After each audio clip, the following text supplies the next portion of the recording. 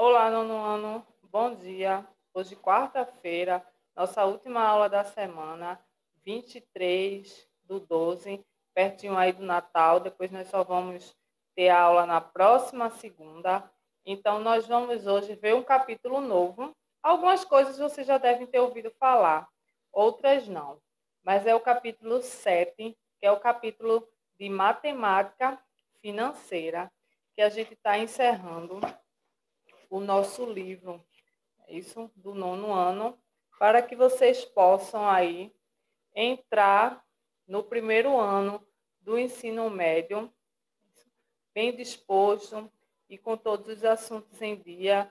Lembrando que vocês vão ver, continuar vendo função do primeiro grau, função do segundo grau. Então, hoje a gente vai falar um pouquinho para vocês entenderem o que é essa falada matemática financeira, que muita gente utiliza para várias coisas. Então, vocês vão acompanhar no livro, na página 162.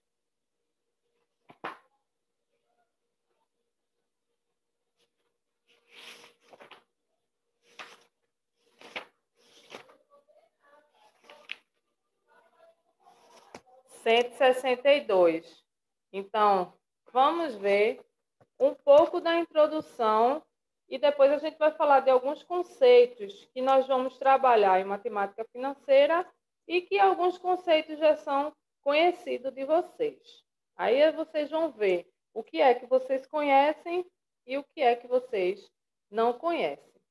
Então, matematicamente, as operações que envolvem questões monetárias, ou seja, relacionadas a dinheiro, porcentagem, que você já conhece, o porcento, capital, lucro e dividendo, são estudadas no capítulo chamado de matemática financeira.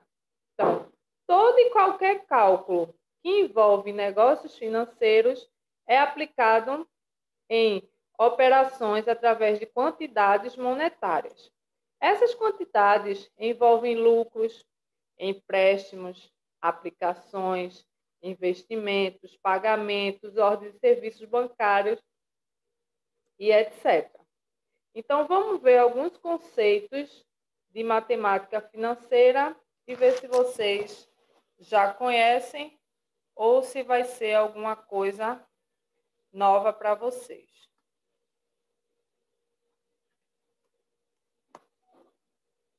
Vamos começar com alguns conceitos financeiros. O primeiro a gente vai denominar de capital. Primeiro, nós vamos chamar de capital. Com certeza, vocês já ouviram falar em capital. E principalmente há alguns anos que nós estudamos a parte de regra de 3 simples, regra de 3 compostas, estudamos juros simples e juros compostos. Então, essa parte de capital, ela está totalmente inclusa nessa parte principalmente de juros. Então, o nosso primeiro tópico é capital, certo? E o que é um capital? Representa o valor do dinheiro que você ou qualquer pessoa tem no momento. Esse valor pode ser um investimento, pode ser uma dívida ou pode ser um empréstimo, certo? Então, é aquele valor atual, o valor do momento. Então, eu tenho uma quantia de 20 mil reais que eu quero fazer uma compra de um automóvel. Ou, pelo menos, fazer um investimento. Então, esse é o meu capital, que é representado pela letra C maiúscula. Outra palavra é os juros, que é representado pela letra J maiúsculo, que nós já trabalhamos com juros simples e com juros compostos, então a gente já conhece essa palavra juros. Até mesmo quando você fez, ou alguém perto de você ou da sua família fez uma determinada compra e já pode ter até mesmo numa loja ouvido falar dessa expressão juros. Representam os valores obtidos pela remuneração de um capital. Os juros representam, por exemplo, o custo do dinheiro que foi emprestado. Então, para representar os juros, eu posso dizer que eu tenho vários tipos de custo. É isso? Representa os valores de remuneração, eles custam o dinheiro tomado emprestado. Então, se você empresta o dinheiro a alguém, geralmente essa pessoa ela vai lhe cobrar uns juros, que é um valor a mais do valor que foi aplicado, ou seja, do seu capital. Então, nós temos também as taxas de juros.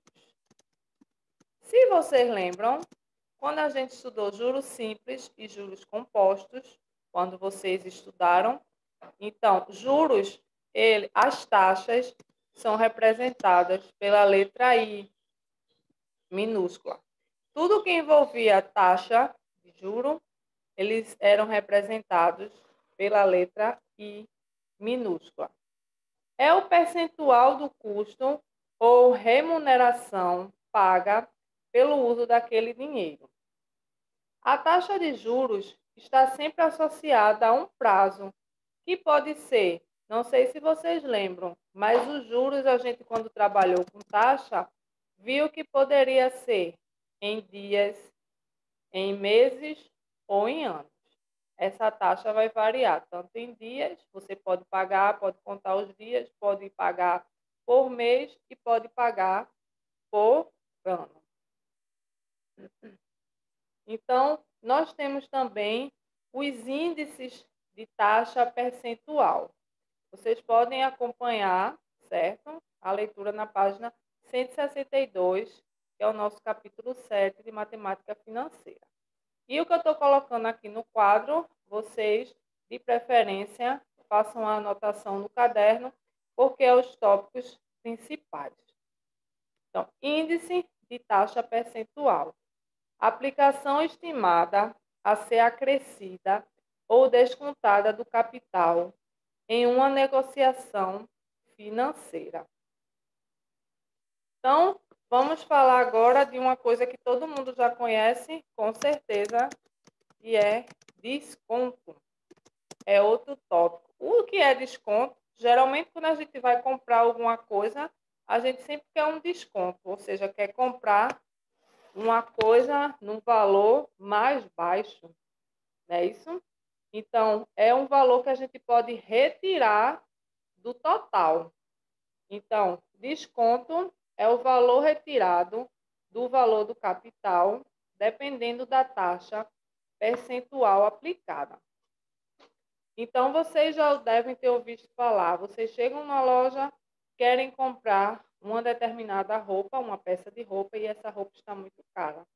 Aí você pergunta, tem desconto se eu pagar à vista? Isso aí pode ser um exemplo.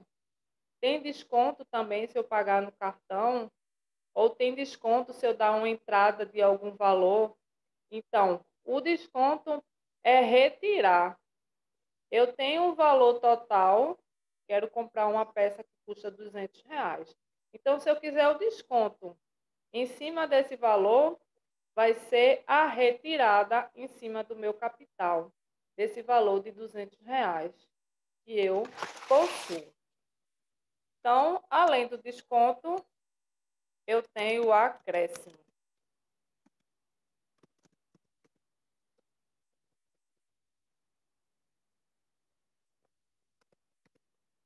Eu tenho o acréscimo.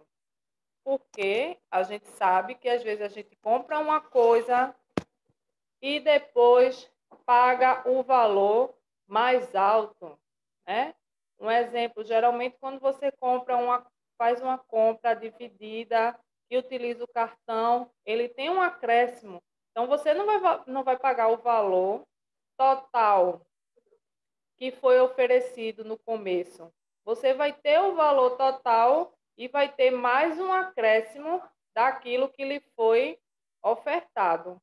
Se você for dividir muitas vezes, ou se você não consegue finalizar aquela compra à vista, então vai ter um acréscimo ali no valor. Então, acréscimo é o valor acrescido ao valor capital, sempre dependendo da taxa, porque a taxa é justamente para isso. É sempre através do capital. Então, pode ter desconto através da taxa e pode ter acréscimo através da taxa, que é representado pela letra I. Então, eu tenho prazo. Prazo, todo mundo que sabe o que é o prazo, que é relativo a tempo, não é isso? É o período durante o qual o capital permanece aplicado. Você tem um determinado prazo para poder fazer a compra ou para poder fazer o seu pagamento. Então, você tem um determinado prazo para tudo. Então, outra coisa que vocês já conhecem, juros simples. Então, já trabalhamos com juros simples, onde nós utilizamos a formulazinha de juros é igual a C, que é capital, vezes o I, que é a nossa taxa, vezes o T, que representa o tempo, CIT. Não é isso? Geralmente a gente costuma dizer que é CIT sobre 100. Então, o J representa os juros, que é igual a capital, vezes a taxa, que está representando ali em porcentagem, e o T, que é o tempo. E esse tempo, como já foi falado aqui em relação às taxas, pode ser de dias, de meses ou de ano. E sempre tem que ter uma relação entre taxa e tempo. Porque a taxa, se ela tiver em mês, o tempo tem que estar em meses também. Se a taxa tiver 5% ao ano, o tempo também tem que estar falando em relação a 2 anos, 3 anos, 5 anos. Se a taxa está se referindo a 30 dias, o tempo também tem que estar relacionado a dias. Ou seja, a taxa de 0,5% ao dia e o tempo relacionando aí a 30 dias. Então, a gente tem aí essa relação. Juros simples é igual a CIT, capital, vezes taxa, vezes tempo, dividido por 100. E nós temos o montante, que também já é conhecido. Montante, certo? Vamos ver, relembrar o nosso montante. Corresponde ao valor futuro, ou seja, é capital mais juros. Não sei se vocês lembram, mas nós vimos que montante é igual a C mais J. Então, se não viram, eram para ter visto. E se viram e não lembram, a gente tem que trabalhar com essa relação. Montante é pegar o capital que eu apliquei e os juros, que foi aquele valor que teve ali acrescido. É isso? Então, eu tenho montante é igual a capital mais juros.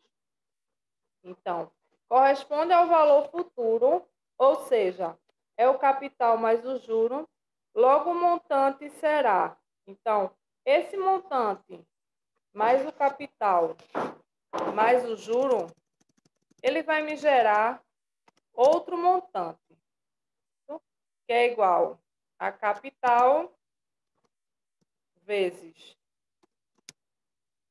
abro parênteses, 1 mais I vezes T. 1 mais I vezes T. certo? Então, o montante vai ser o capital vezes 1 mais taxa vezes tempo. Primeiro eu multiplico a taxa vezes o tempo e depois eu somo com 1 para poder multiplicar pelo C, que é o nosso capital. Então, nós temos aí vários exemplos de tópicos relacionados à nossa matemática financeira. Então, lembrando que, geralmente, quando a gente trabalha com matemática financeira, a gente trabalha com números percentuais, certo? Com números de porcento. Então, nós vamos trabalhar também com a porcentagem.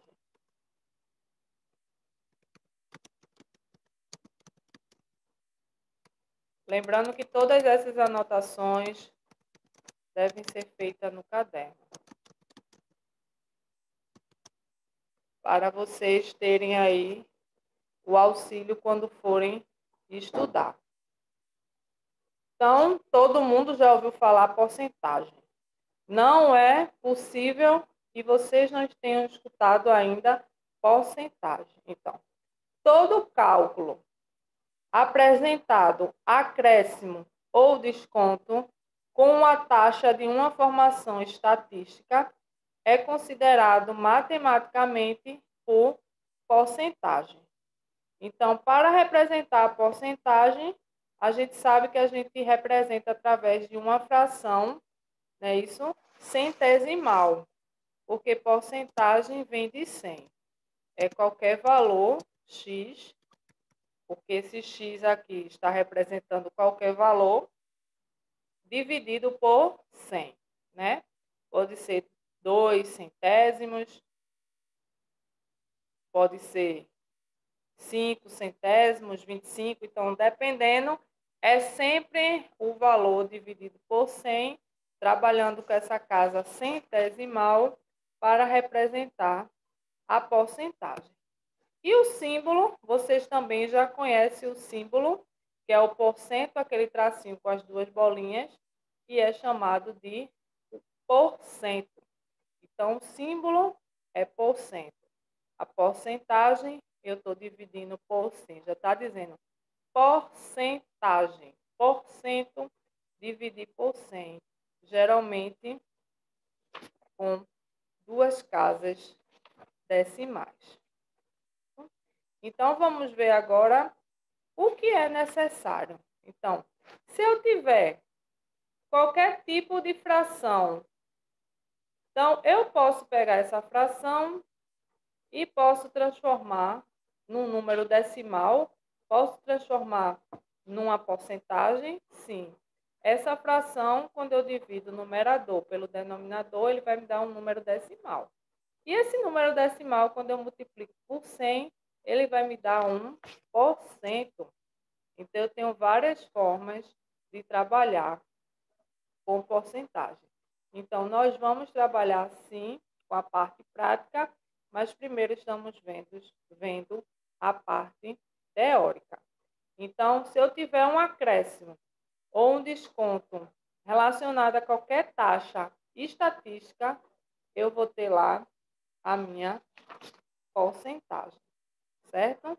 Então, vamos falar agora de uma coisa mais atual, né? Porque a porcentagem aí já é bastante antiga e bem específica também. Mas vamos falar de cálculos com tecnologias digitais. Cálculos com características peculiares, cujos detalhes contemplam cálculos algébricos e diversas formas geométricas podem ser realizados através da etnomatemática, etnomodelagem e tecnologias digitais. Esse conhecimento passa a ser observado de maneira externa, que se estabelece quando os traços matemáticos são projetados em softwares como a GeoGebra. Então, não sei se vocês já ouviram falar na GeoGebra. Exemplo, etnomodelo êmico em fotografia e etnomodelo ético projetado na GeoGebra.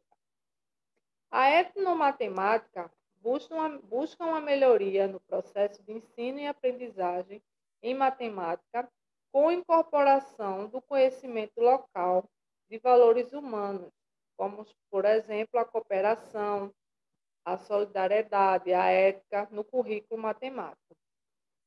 O objetivo dessa abordagem é a promoção da valorização e do respeito às maneiras diferentes que a humanidade utiliza diariamente para explicar, entender e compreender e lidar com as situações, problemas enfrentados no cotidiano. Em benefício ao cálculo matemático, tem-se a tecnologia digital, que vem se aperfeiçoando com o passar dos anos. O desenvolvimento tecnológico em matemática pode ser através de computadores, calculadoras, laptops e internet, ou seja, tecnologias da informação e da comunicação, e os tablets. Então, a gente tem aí um pouco da história da etnomatemática. E vocês futuramente vão ver falar muito dessa parte da GeoGebra. Vamos acompanhar.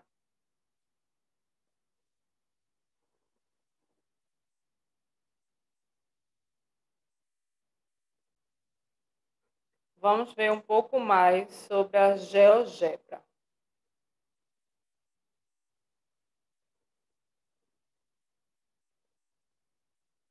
E a etnomatemática. Então, a etnomatemática surgiu na década de 70, a partir de críticas acerca do ensino tradicional da matemática, que costuma enxergar na Grécia Antiga o berço da ciência e desconsiderar os outros saberes. Então, etnomatemática, para quem não sabe, ele vai falar um pouco da história, certo? Da etnia, ou seja, como tudo começou. Então, não se aceita que a Grécia tenha sido um dos primeiros passos na consideração aí do ensino tradicional matemático. Então, por isso que eles começaram a trabalhar com essa parte de etimologia, para saber de onde surgiu.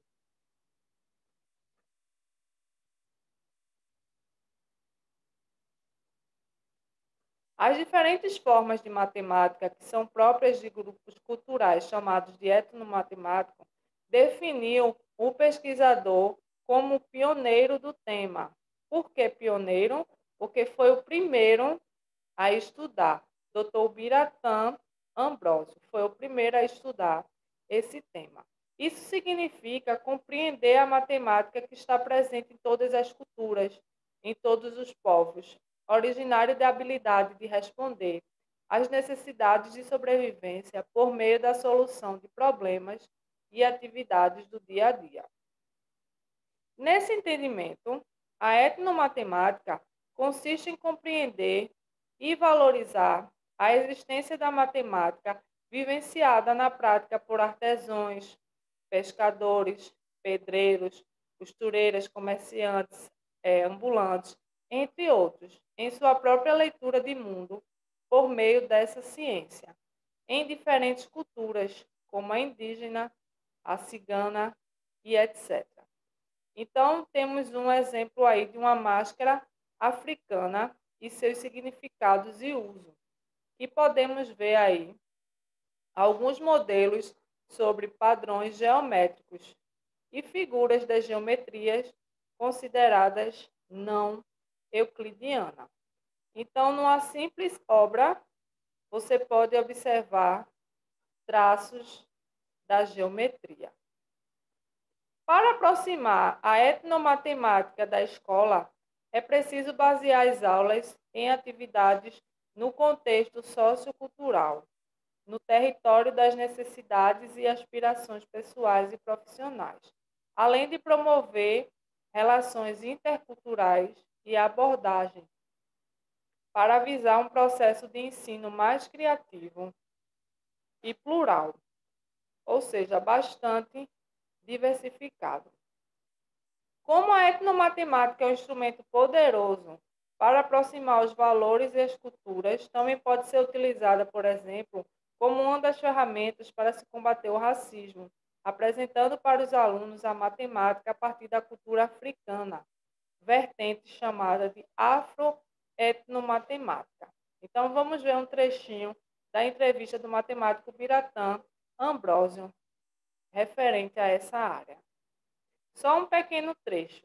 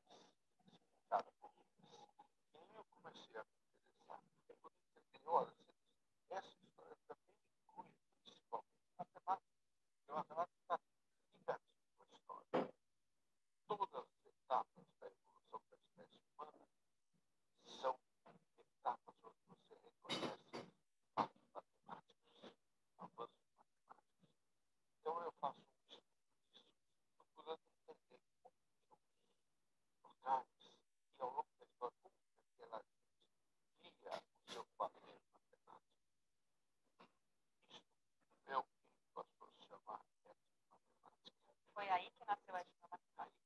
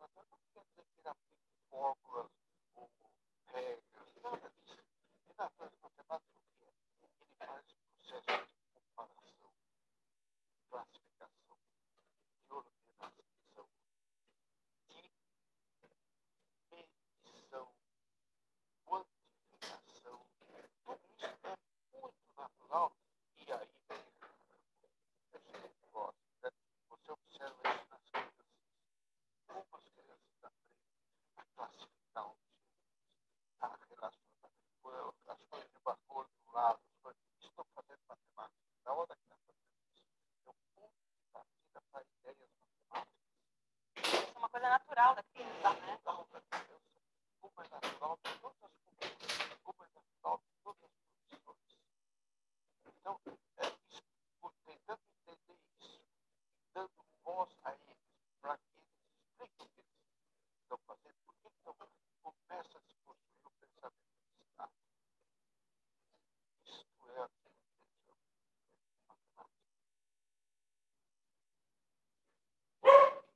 Então, temos um primeiro trecho da entrevista do professor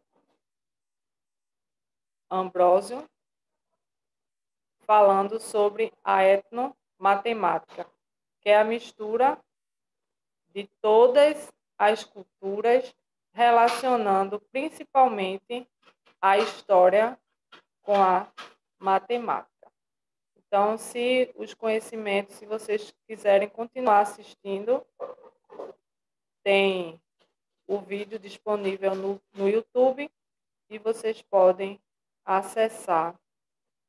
E é um pouco mais de 22 minutos a entrevista falando dessa parte sobre a etimologia, falando da etnomatemática, falando das culturas, porque todas as culturas influenciaram em uma parte. Então, ele não consegue observar só que a origem veio lá da Grécia Antiga, e sim que todos os povos contribuíram um pouco para essa parte. Então, se você quiser, vocês podem terminar de assistir o vídeo que está disponível no YouTube. Então, para a atividade de casa,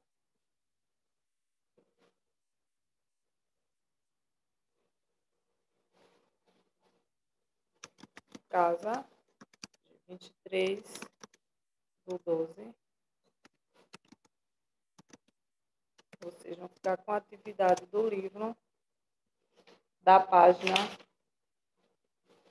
163 e 164. 163, 164, 163 e 164. Boa quarta-feira e boa aula a todos.